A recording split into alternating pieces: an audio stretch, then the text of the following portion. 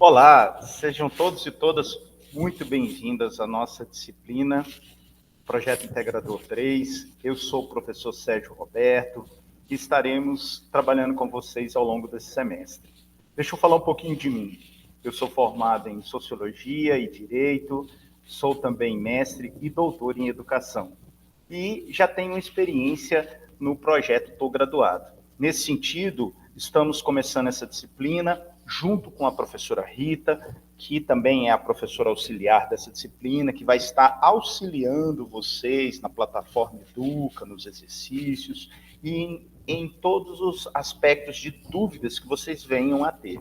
E também os nossos tutores EAD e os nossos tutores presenciais. Esperemos fazer um trabalho bastante proveitoso a todos vocês e, sobretudo, que tenhamos excelentes trabalhos. Nesse sentido, nessa primeira aula, eu quero trazer alguns elementos e algumas informações que podem contribuir muito nessa discussão. Então, vamos começar a nossa apresentação desse conteúdo? Acompanha com a gente aqui nessa plataforma. Então, vamos lá. Deixa eu compartilhar a janela com vocês, os slides. E aí a gente começa o nome da disciplina. Projeto Extensionista Integrador 3. Eu, professor Sérgio Roberto, e a professora Rita. Então a gente começa, a primeira questão que vocês têm que ter em mente, tá? É justamente sobre o diagnóstico da realidade para o planejamento da atividade extensionista. Para falar disso, eu preciso falar para vocês que a universidade, desde a sua criação, lá no século 14, 15, na Europa, ela já tinha uma preocupação de formação e informação. Tá? Então, aqui eu apenas estou trazendo uma radiografia histórica, tá? Então, desde a Europa. Quando as primeiras universidades são criadas no Brasil, e aí a gente tem as universidades de São Paulo, Universidade do Rio de Janeiro, e depois se estendem ao longo do Brasil inteiro, a gente também mantém essa preocupação da formação humanística, da formação de conteúdos, mas também de práticas. E nesse cenário, a partir do seu desenvolvimento e dos séculos, né, ela começa a ter essa preocupação com um tripé que sustenta todo o ensino dentro das universidades públicas ao longo do Brasil, que é o ensino, a pesquisa e a extensão. E nesse cenário é que a gente aparece com esse projeto integrador extensionista, tá? E nesse patamar, a gente começa falando justamente sobre o diagnóstico da realidade para o planejamento da atividade extensionista. Que nome grande, né, professor? Porque quando vocês vão no médico, né, e o médico ele começa a examiná-los, ele vai fazer uma anamnese. O que é anamnese? Entender o que você está sentindo, tal, porque ele tem que tratar as causas. E a partir dessa anamnese, ele vai fazer um diagnóstico. E é mais ou menos isso que vocês vão fazer ao longo do trabalho de vocês. Vocês vão entender, vocês, a partir desse entendimento, suscitar justamente a importância desse diagnóstico, ou seja, dessa interpretação, dessa leitura, né, da realidade local. Vocês estão divididos em vários polos, né? Vocês têm vários polos onde vocês estão matriculados e fazendo disciplinas, e esses momentos de percepção, né, que será coletivizado, vai fazer com que vocês façam essa atividade extensionista. Então, a gente tem o diagnóstico dessa realidade a partir de um reconhecimento da importância dessa mesma realidade local para o planejamento da atividade extensionista.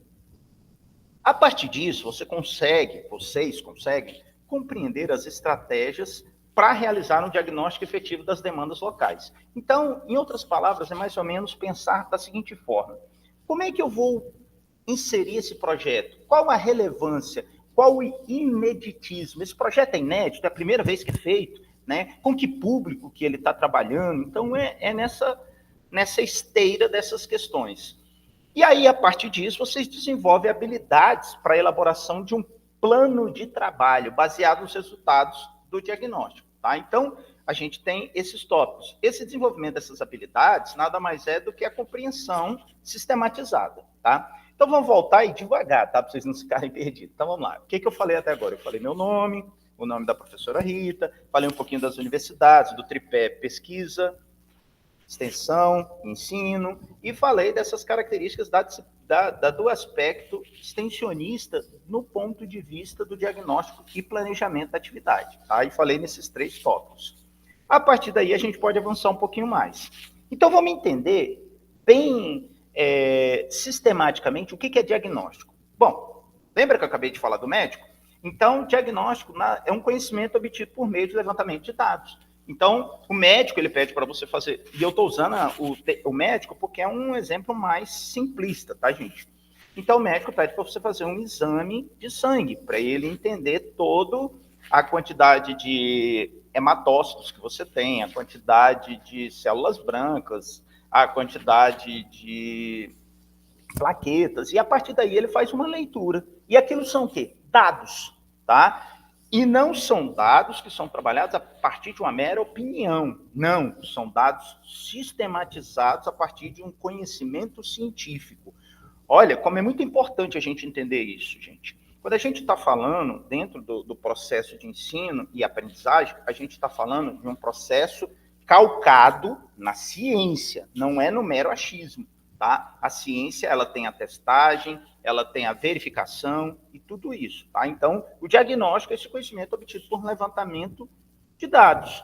E aí, gente, quando a gente avança, a gente tem que esse diagnóstico da realidade, ele parte de uma compreensão do contexto, que aí esse contexto dos polos, ele pode ser similar, como pode ser muito diferente, tá? Vai a depender de aspectos políticos, sociais, econômicos e culturais. Populações, exemplo, populações ribeirinhas, ela tem o seu contexto cultural, social, político dito por essa localidade, tá? Então, a compreensão do contexto, ela vai se dar a partir da sua inserção nesses processos. E aí, a gente tem que entender, quando a gente vê essa importância, a gente também vai verificar a identificação de demandas locais reais. O que é uma demanda para um local pode não ser para outro, tá? Obviamente, a gente está num curso, e é importante que se fale aqui, de gestão pública. Logo, a gente tem que entender a identificação dessas falhas no serviço público, tá? Então, o foco de vocês, ele vai ter um primeiro processo de olhar a partir dessas questões do serviço público.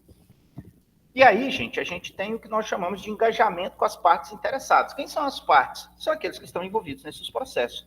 Cidadãos, organizações da sociedade civil, órgãos governamentais e, sobretudo, a partir de uma elaboração do plano de trabalho. Percebam que esses tópicos eles são muito fundamentais. Óbvio que eu estou falando para vocês aqui numa explicação. E está tudo lá no material base, nos slides, tá? E a gente também vai tirar dúvidas. E aí, como é que a gente entende essa questão do extensionismo a partir de uma perspectiva de desafios? Primeiro, a gente tem que identificar os principais problemas da comunidade, né? E analisá-los criticamente. E, ao mesmo tempo, definir ações. Perceba que são 3 questões fundamentais. Então, você identifica qual é o problema. O que é um problema? O problema, geralmente, é uma pergunta, né?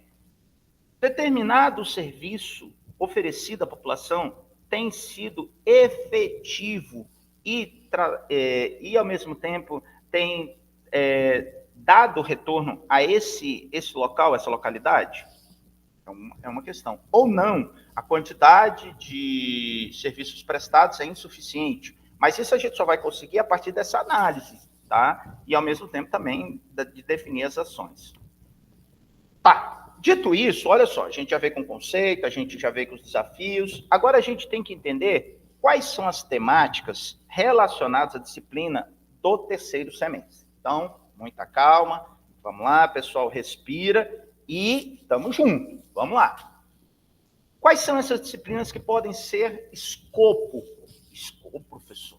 Foco, tá? Quais são as disciplinas que podem ser foco dessas temáticas? São elas: direito trabalhista e legislação social, responsabilidade socioambiental e políticas públicas, contabilidade aplicada na gestão pública e a lei de responsabilidade fiscal. Essa lei, ela trouxe um processo de controle dos gastos feitos pelo gestor público, tá? Prefeito, governador, presidente, tá? Caso ele não esteja cumprindo a lei de responsabilidade fiscal, ele pode ser penalizado na esfera civil, administrativa e penal, tá? Ele pode ser punido nessas esferas.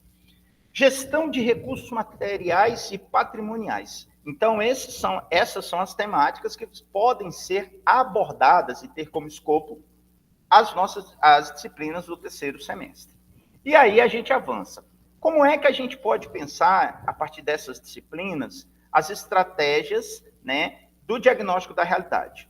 Bom, muito calmo, a gente vai pensar o seguinte. Primeiro, a gente tem que variar as estratégias em cada área, analisar cada área e as estratégias apresentadas.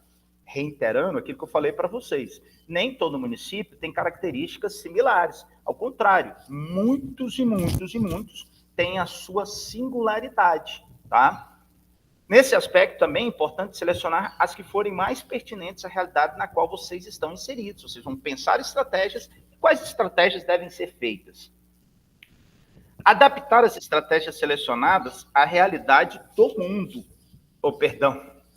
Falei do mundo do município, né? Então, na verdade, a gente tem que, essa questão, ela tem que ser justamente pensada a partir da realidade municipal. Eu falei mundo, olha. Mas, na verdade, tem um autor chamado Milton Santos que ele fala assim, pense globalmente e haja localmente, tá? É um dos maiores intelectuais que fala sobre globalização. Já falecido, né? Realizar o diagnóstico, identificar os problemas e as demandas reais. Então, de novo, a gente sempre está pensando nessa questão. E aí, o que a gente tem em cada uma daquelas disciplinas que a gente falou? Vamos entender como princípios. Vamos lá, o direito trabalhista, ele vai trabalhar com normas sobre condições de trabalho, salários, jornada de trabalho, férias, segurança e saúde no trabalho e os direitos e deveres entre empregadores e empregados. Proteger o trabalhador, garante condições dignas de trabalho e promove a justiça social. Gente, desde 1988, quando foi promulgada a Constituição, nós temos ela como sendo o arcabouço legal que normatiza as relações sociais, tá? E dentro dessa Constituição também nós temos um capítulo que fala sobre a questão dos direitos, né? Principalmente o artigo 5º, que ele fala sobre as garantias e direitos individuais e coletivos. Nesse aspecto, a gente tem também outras leis que completam a Constituição. Tá? Nós criamos a chamada Lei da Consolidação das Leis Trabalhistas, a CLT. E ela traz, por exemplo, que a jornada de trabalho ela tem um determinado horário e tem um horário para acabar. Ela começa num horário e termina no outro. A partir daquele horário do término, o trabalhador tem direito a horas adicionais, tá? O descanso também, em casa, ele é remunerado. E isso vai ser feito na questão do direito trabalhista, né, que a gente pode falar um pouco mais à frente. A legislação social são normas jurídicas que garantem a proteção social do cidadão, previdência social, assistência social, seguro-desemprego e políticas de inclusão e igualdade. Rede de segurança social que protege o indivíduo em situações de vulnerabilidade, como desemprego, doença, invalidez e velhice. Durante muito tempo, teve um grupo que queria acabar com a questão do seguro-desemprego, dessas questões de direito do trabalhador. Imaginem vocês um trabalhador que, por eventualidade, ele sofreu um acidente, ele ficar desprovido de sua remuneração. Ele, além de estar doente, né, recuperando do acidente, ele vai estar sem salário. Então, por isso que há uma garantia de uma norma que fala, olha, o trabalhador acidentado tem direito ao BPC, benefício de prestação continuada, tá? Que é esse direito a receber esse valor, ou por estar doente, ou por estar idoso, tá? Ou inválido, tá? Invalidez também pode levar a isso. Nesse sentido, o direito trabalhista e a legislação social, ele pode ser pensado, como é que vocês trabalhariam isso, né? Na verdade, pensando nessa questão do diagnóstico da realidade.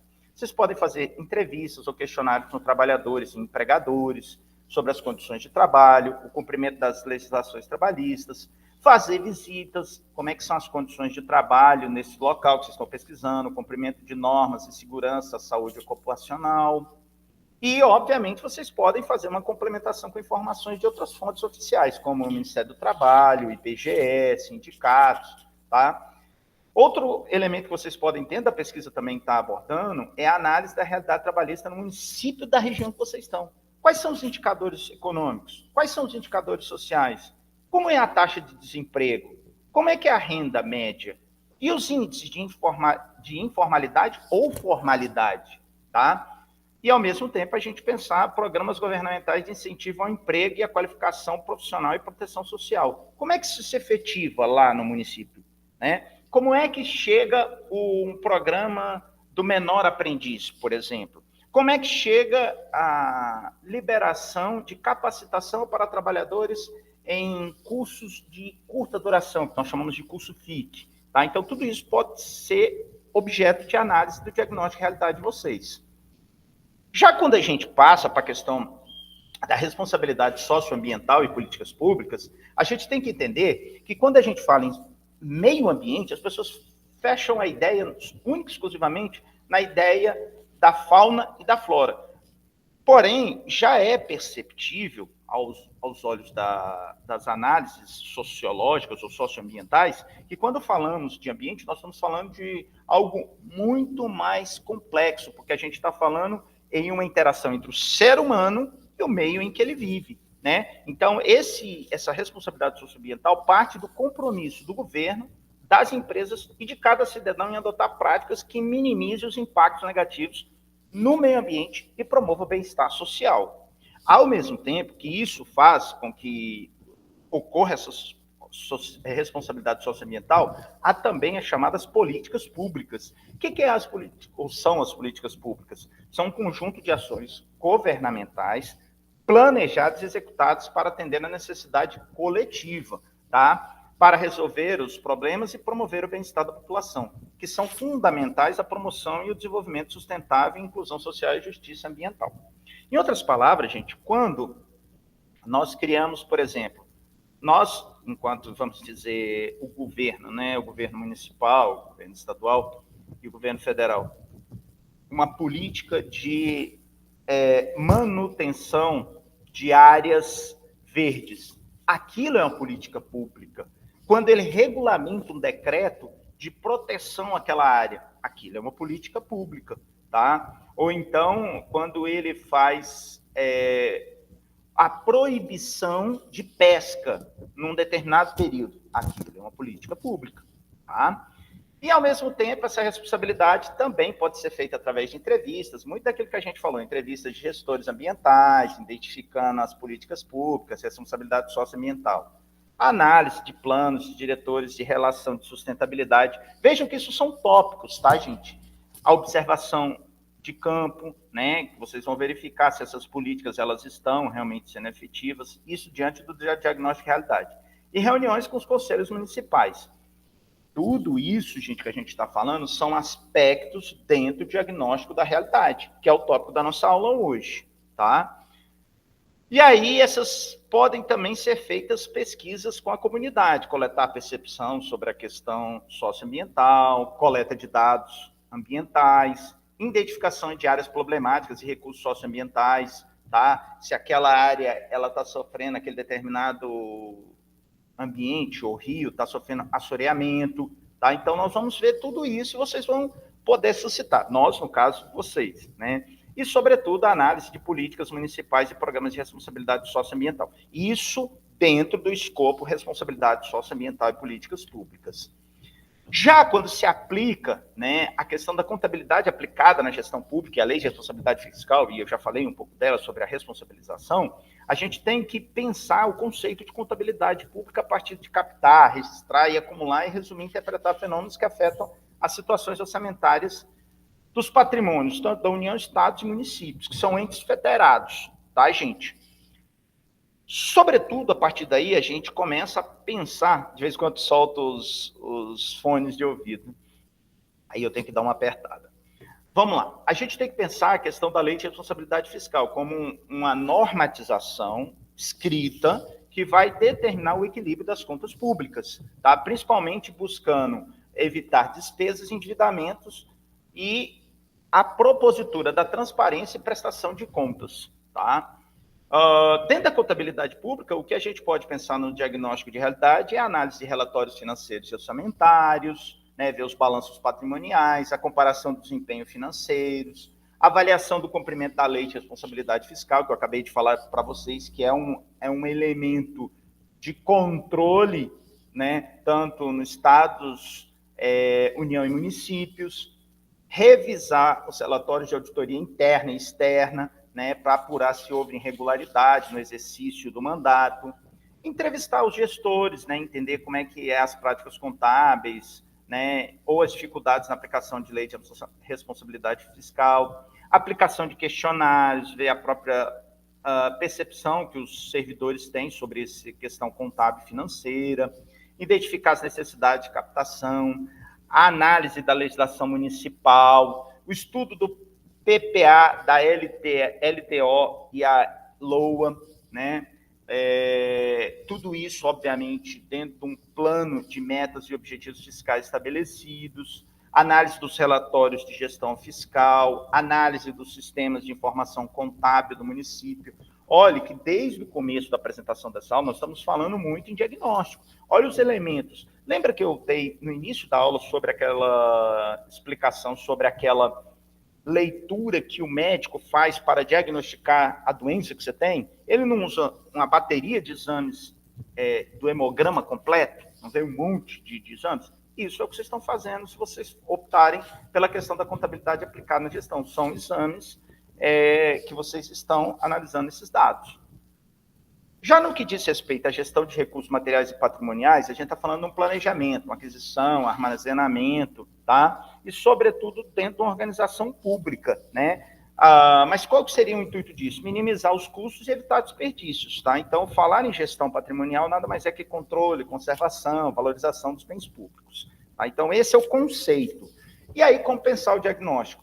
Levantamento dos ativos materiais e patrimoniais do município, entrevista com gestores dos recursos, visita a setores, né, críticos da administração, coleta e revisão de documentos relacionados à política e procedimento de gestão de recursos materiais e patrimoniais, né, buscando verificar a eficiência, eficácia dessas políticas, a avaliação do próprio sistema de gestão de recursos utilizados no município, né, e, sobretudo, entendendo todo esse complexo de informações dentro de um estudo sistematizado. Tá? É importante vocês entenderem isso. E aí a gente chega a pensar, tá, como é que vai ser esse diagnóstico dessa realidade dentro dessas temáticas? Como é que eu vou pensar, professor? Então, vamos lá. De novo, muita calma, vamos lá, que a gente consegue organizar as nossas ideias, tá? Então, vocês vão fazer o seguinte, vão se reunir em grupos, tá? Bem devagar, vocês vão reunir em grupos, aqueles colegas que vocês têm mais afinidade, né? Escolher a área que vocês pretendem propor a ação, selecionar as estratégias mais pertinentes à realidade na qual vocês estão inseridos. Quais são as estratégias? São essas, dentro daquelas que foram apresentadas aqui nos slides. Adaptar as estratégias selecionadas à realidade do seu município. Repito, cada município ele tem a sua singularidade. Então, obviamente, a realidade de estratégia que se aplica no município pode não aplicar em outra. Tá? E, a partir disso, identificar os problemas e demandas reais, que aí você começa a realizar o diagnóstico. E aí a gente vai pensar esses materiais teóricos, né, que são ideias para propostas de ações, né, óbvio, a partir de uma sincronicidade entre vocês, o professor da disciplina, a professora auxiliar. E aí, gente, a gente tem essa breve apresentação da nossa disciplina, tá, gente? A gente começa a entrar justamente no pontapé inicial do diagnóstico de realidade da disciplina. Vocês entendem que é de grande relevância esse trabalho de vocês, tanto do ponto de vista universitário, quanto também do ponto de vista de apresentação para a sociedade de resultados? Veja, muitos dos trabalhos que vocês vão concluir, eles podem subsidiar novas práticas dentro do próprio município de vocês. E é nesse cenário que nós convidamos a vocês a fazerem um trabalho com muita dedicação. Muita dedicação. Porque esse trabalho de vocês não é só um trabalho para valer nota. É um trabalho que pode ter impacto direto e prático na vida do município de vocês. E nesse sentido é que a gente se coloca aqui à disposição para auxiliá-los na construção desse trabalho e que, ao final, a gente tem um produto muito bom, tá? Então, essa é a nossa primeira aula. Estamos de mãos dadas nessa discussão para que possamos fazer um ótimo trabalho até o final, tá bom? Agradeço a cada um de vocês, agradeço a professora Rita e aos tutores EAD e aos tutores presenciais. Vamos que vamos, pessoal. Até a próxima aula. Valeu!